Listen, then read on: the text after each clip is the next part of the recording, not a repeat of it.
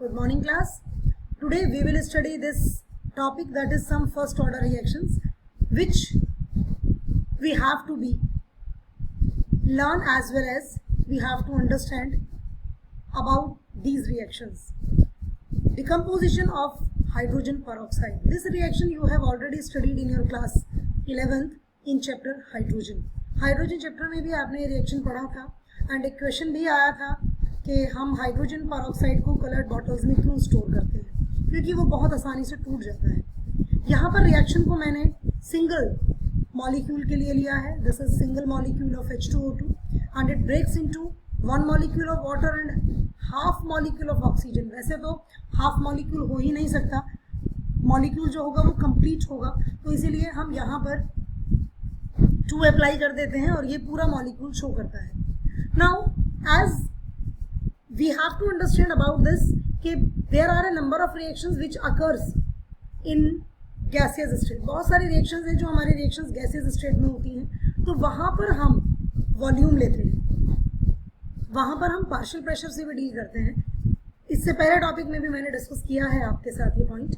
तो इस रिएक्शन को देखते हैं. लेट V0 एंड Vt, ये आपको बहुत अच्छे से समझ आ रहा होगा. What is V0? That is initial concentration, and Vt की concentration of reactant after time t. B volume of KMnO4 used during 0 and time t respectively. मतलब यहाँ पर इसने V0 जो लिया है that is the initial volume of KMnO4 लिया है, और Vt का मतलब क्या है? दैट इज अगेन मैंने अभी बताया आपको volume after time t, that is of KMnO4 जो कि 0 टाइम पर और t टाइम पर यूज हुआ रिएक्शन में. तो V जो है that is directly proportional to A. What is A? A is the concentration, V volume है और A जो है आपका कंसंट्रेशन है. आफ्टर टाइम T क्या होगा? A माइनस एक्स, क्योंकि जितना कंज्यूम हो गया है वो बचेगा. So this is the relationship of K for first order reaction. First order reaction के लिए हमारा रिलेशनशिप है rate of the rate constant of a reaction and concentration of the reactants. Reactants की कंसंट्रेशन टाइम पीरियड में और rate constant में हमारी ये रिलेशनशिप है. K is equals to 2.303 upon T log V0 upon Vt. This V0 means initial concentration of the reactant and this Vt means remaining concentration after time T. अब इसका मतलब क्या हुआ? इसका मतलब ये है कि अगर क्वेश्चन में आपसे वो कहता है कि 25% कंज्यूम हो गया तो दिस Vt इज 75%, और अगर वो कहता है 75% कंज्यूम हुआ है तो ये कितना बचेगा? 25%. This point is very important. ये पॉइंट ज़्यादा इंपॉर्टेंट है, इसको याद रखना है. इन द सेम केस हमने यहाँ पर दूसरी फर्स्ट ऑर्डर रिएक्शन ली है, that is hydrolysis of ester. Hydrolysis of ester is a pseudo first order reaction. इससे पहले भी हमने हाइड्रोलिसिस ऑफ एक रिएक्शन और मैंने आपको कराई थी हाइड्रोलिसिस की ही, एल्कोहल की रिएक्शन थी आई थिंक. तो वो रिएक्शन भी सूडो फर्स्ट ऑर्डर में आती है. सूडो फर्स्ट ऑर्डर का मतलब क्या होता है? You very well know what is pseudo first. Pseudo first order means कि आपकी रिएक्शन देखने में फर्स्ट ऑर्डर की नहीं होती, लेकिन एक्चुअल में एक्सपेरिमेंटली जब हम उसको डिराइव करते हैं वो फर्स्ट ऑर्डर की होती है. तो यहाँ पर हमने एक रिएक्शन ऐसी ली है हाइड्रोलिसिस ऑफ एस्टर. ये रिएक्शन ऐसी है जो कभी जीवन में कंप्लीट नहीं हो सकती है, तो इसलिए हम इसके जो प्रोडक्ट्स हैं उनको टाइम टू टाइम रिमूव करते रहते हैं just to for the completion of the reaction. Now see, this is the initial amount of ester. ये हमारा एस्टर है इथाइल एसीटेट, या आप इथाइल इथेनोएट भी इसका नाम ले सकते हैं. इनकी कंसंट्रेशन 0 है इनका, क्योंकि स्टार्टिंग में रिएक्शन में सिर्फ रिएक्टेंट्स होते हैं. वाटर एक्सेस में लेते हैं तो इसलिए हम वाटर को नहीं कंसिडर करेंगे. आफ्टर टाइम T इनके XX मोल्स बन गए हैं, तो A में से X माइनस किया है. But at the end of the reaction when reaction is completed the amount of ethyl ethanoate is 0 and ये दोनों के दोनों जो आपके प्रोडक्ट्स है this is ethanoic acid and this is ethanol, इनका अमाउंट A हो गया है. तो नाउ सी हम इसको किस तरीके से इस तरीके के रिएक्शंस को सॉल्व करेंगे. क्वेश्चंस आते हैं, बेसिकली मैं इसलिए डील कर रही हूँ ये वाला पार्ट क्योंकि इससे रिलेटेड क्वेश्चंस हैं हमारे पास. नाउ इस रिएक्शन को कैरिड आउट कराने के लिए मुझे एसिडिक मीडियम की जरूरत होती है, और ऐसे एसिडिक मीडियम में मैंने लिया है अपना hydrochloric acid. Now let V0, Vt and V infinity be the volumes of alkali required for titration of during 0 T and infinite time. This is alkali basically it is acid, हम acid लेते हैं, alkali नहीं लेंगे, acid लेंगे हम यहाँ पर। This word is wrong, क्योंकि ये जो रिएक्शन है ये एसिडिक मीडियम में ही परफॉर्म होती है। तो V0 पर टोटल HCl था, Vt पर HCl के साथ हमने कुछ X ज्वाइन किया और V इंफिनिटी पर A। अब द क्वेश्चन इज दैट हमने ये क्यों ऐड किया है?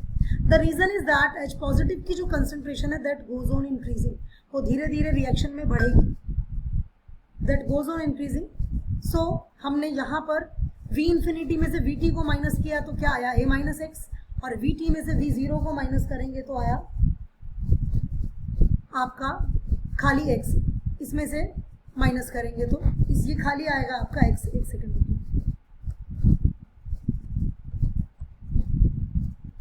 ये देखिए V इंफिनिटी पे पूरी की पूरी जो कंसंट्रेशन रह जाएगी that is A। So K की वैल्यू क्या होगी, V infinity minus V0 upon V infinity minus Vt। This is the expression you use to solve the numericals. ये आप सॉल्व करेंगे न्यूमेरिकल्स को जब प्रोसीड करेंगे। तो ये दोनों टॉपिक मैंने सिर्फ इसीलिए डील किए हैं क्योंकि ये न्यूमेरिकल से रिलेटेड पार्ट है और हम सिंपली ये फार्मूला अप्लाई करेंगे और सिंपली ये फार्मूला अप्लाई करके हम अपने न्यूमेरिकल्स को सॉल्व कर लेंगे। Now theories of chemical kinetics.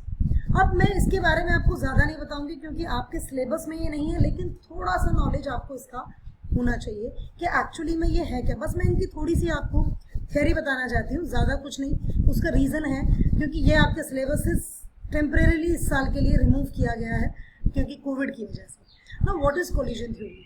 Collision theory क्या कहती है? कोलिजन थ्योरी बेसिकली कहती है कि जब कोई भी रिएक्शन होती है, what ever be the reaction, जब कोई भी रिएक्शन होती है तो आपको एक चीज़ याद रखनी है कि जब तक रिएक्टेंट्स के मॉलिक्यूल्स में कोलिजन नहीं होंगे और वो भी प्रॉपर ओरिएंटेशन के साथ, तब तक आपके प्रोडक्ट्स नहीं बनेंगे। तो जब भी कोई रिएक्शन हम स्टार्ट करते हैं तो हमारे जो रिएक्टेंट्स होते हैं उनके पास कुछ अपनी एनर्जी होती है। वो एनर्जी उस एनर्जी के बराबर भी हो सकती है जो उनको प्रोडक्ट्स में चेंज होने के लिए चाहिए, उतना मिनिमम अमाउंट, और वो एनर्जी उससे कम भी हो सकती है। तो एक्स्ट्रा जो अमाउंट ऑफ एनर्जी हम ट्रांसफ़र करेंगे, एक्स्ट्रा जो अमाउंट ऑफ एनर्जी हम रिएक्टेंट्स को देंगे जिससे कि वो प्रोडक्ट्स में चेंज हो, that is known as activation energy. उसको एक्टिवेशन एनर्जी कहते हैं। एंड एनर्जी बैरियर तो क्रॉस करना ही पड़ेगा। अगर एनर्जी बैरियर क्रॉस नहीं होगा तो आपके जो रिएक्टेंट्स हैं वो प्रोडक्ट्स में चेंज नहीं होंगे। तो ओरिएंटेशन बैरियर क्यों है? इसीलिए हमने पहले भी एक क्वेश्चन पढ़ा है, इससे पहले भी हमने एक क्वेश्चन ये स्टडी किया,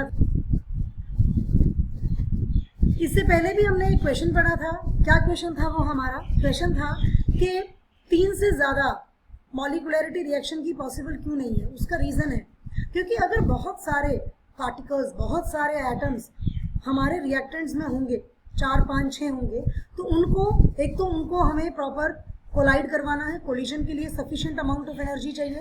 and second thing is that उनका ओरिएंटेशन प्रॉपर रहना चाहिए। इतने सारे अगर हमारे एटम्स या हमारे जो भी स्पीशीज़ हैं वो आयंस भी हो सकते हैं, मॉलिक्यूल्स भी हो सकते हैं, अगर प्रेजेंट होंगे तो that creates a problem, that takes too much of time for the conversion of products, या when they want to convert into the products, वो कन्वर्ट होंगे प्रोडक्ट्स में, that will take a lot of time.